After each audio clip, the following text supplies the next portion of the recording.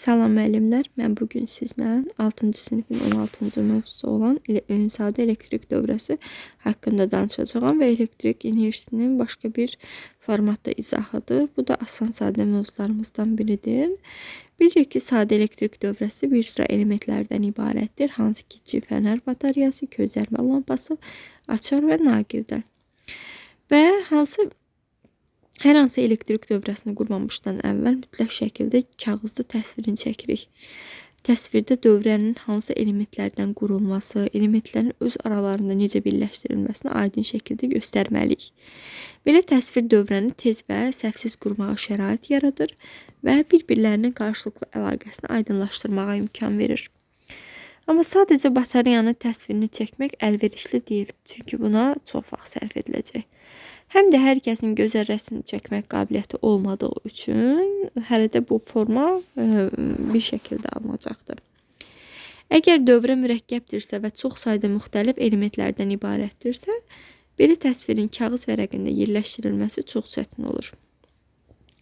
Məsələn, məlumdur ki, coğrafi xəritələrdə dağları, yaşayış yerlərini, göl, çay, bunları göstərmək üçün şərti topoqrafik işarələrdən istifadə edilir.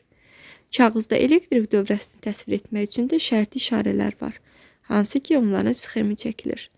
Sxemdə də elektrik dövrəsinin hər bir elementini xüsusi şərti işarə ilə təsvir edirlər və dövrənin bütün elementlərini bir-bir necə birləşdirilməsini göstərirlər. Şərti işarələrin təsvir olunması, onların asan və tez təsəvvür edilməsi üçün kifayət qədər sadə olmalıdır. Elektrik dövrəsinin hər bir elementinin şərti işarə şəklində xarakterik cəhətlərinin özündə əks etdirilməsidir ki, onu sxemdə digər elementlərdən asanlıqla fərqləndirmək mümkün olur. Beləliklə, lampa içərisində çarpaz xəttdir. Lampa içərisində çarpaz xəttdir.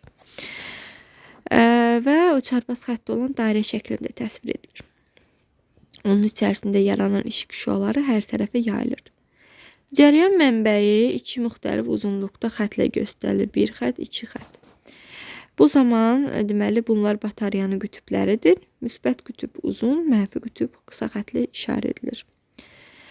Ən sadə təsvir düz xətt şəklindədir ki, elementlərin şərti işarəsini birləşdirən birləşdirici naqildir. Açar isə burada göstərildiyi kimidir.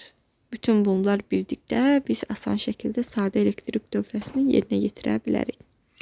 Bəs elektrik nədir? Elektrik yüklərinin varlığıdır, qarşılıqlı təsiridir, hərəkəti ilə şərtləndirilmiş hadisələrin cəminə deyilir. Elektrik Yunan sözüdür. Elektron, kəhraba mənasını verir. Qədim zamanlarda insanlar kəhrabanı yun parçaya sürtən zaman müxtəlif kağız parçalarını, saman çöplərini, narin tükləri özünə çəkdiyini müşahidə ediblər.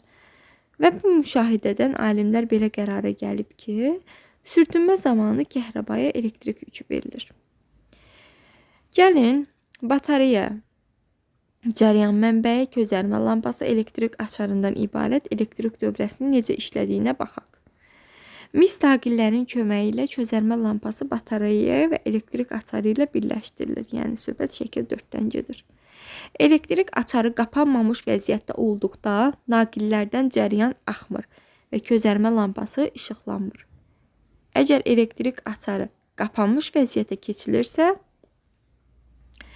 batareyanın qütbləri arasındakı potensiallar fərqi elektrik cəryanını batareyanın müsbət qütbündən mənfi qütbünə, közərmə lampasından elektrik açarından keçməklə hərəkət etməyə məcbur edir. Bu halda közərmə lampası işıqlanır, amma zəif, hiss edilməyəcək dərəcədə. Ona görə də bu zaman közərmə lampası 3.3 volt gərginliyi üçün nəzərdə tutulub, batareyamız isə 1.5 gərginlik verir. Bu zaman lampa işıq saçsın deyə biz ardıcıl birləşdirilmiş iki batareyadan istifadə etməliyik. Bu zaman batareyaların ardıcıl birləşdirilməsi zamanı gərginlik 2 dəfə artır və 3 volt olur. Bu gərginlik lampanın parlaq işıq saçmasına səbəb olur. Bu mövzumuz da sadə, asan mövzulardan biridir. Diqqətlə dinləyin. Uğurlar hər kəsə. Bəyənib, abunə olub, şərh bildirməyi unutmayın.